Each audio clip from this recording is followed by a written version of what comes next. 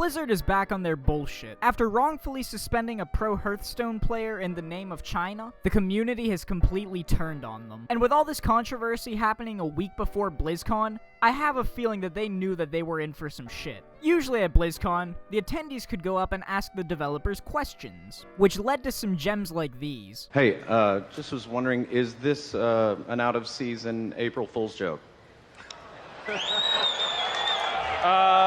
And that was in reference to Blizzard making a mobile Diablo game instead of another mainline series game. But this year, however, the attendees had to submit their questions beforehand so they could be reviewed. Now this shows that they are aware of their public standing. And this year at BlizzCon, not only did they announce Diablo 4, but they also announced Overwatch 2.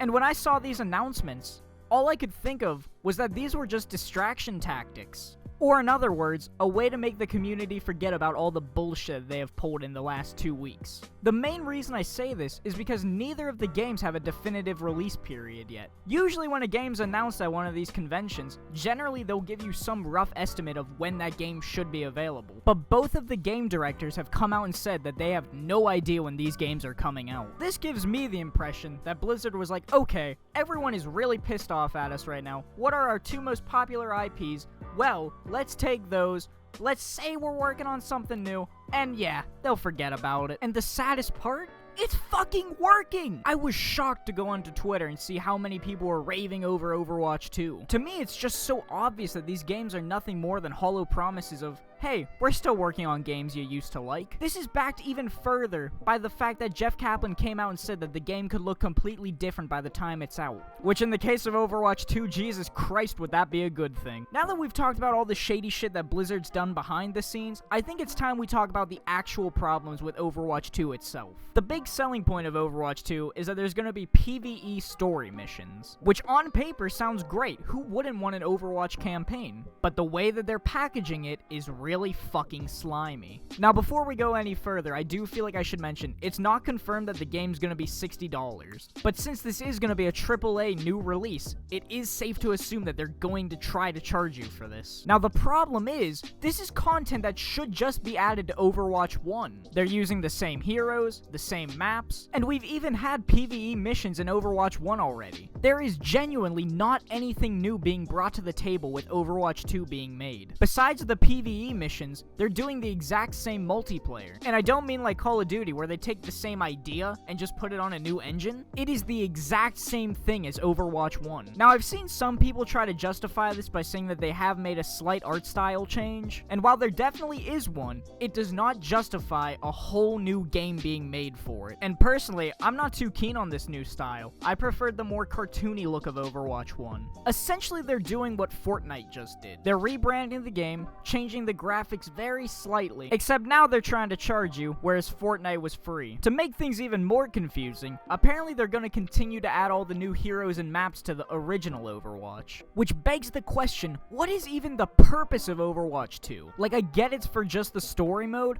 but just add the PvE missions to the original games and continue releasing the cutscenes over YouTube and social media. Now that might make you ask, well, how are they going to make their money then? Oh, I don't know, maybe they could just dip into that $1 billion they made from the loot boxes in just Overwatch alone. Because while it is great we're getting a campaign, Overwatch is a multiplayer-focused experience. So if Overwatch 2 is going to play identically to Overwatch 1, then what is even the point of making the game? And I understand I sound really negative about this right now, but truthfully, I do want this game to be great. I want Overwatch 2 to become something that I could honestly love. But the thing is, they're not showing us Overwatch 2.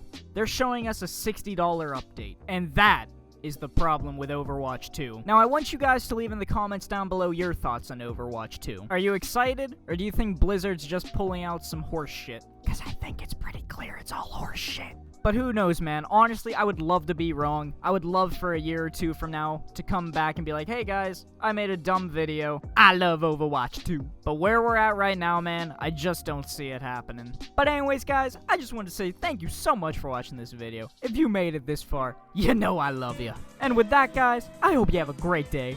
I love you all. And take care. When the lights are low, how can you resist when I kiss your ear? I would like to know if you've always felt the way I'm feeling, dear. There's just one chance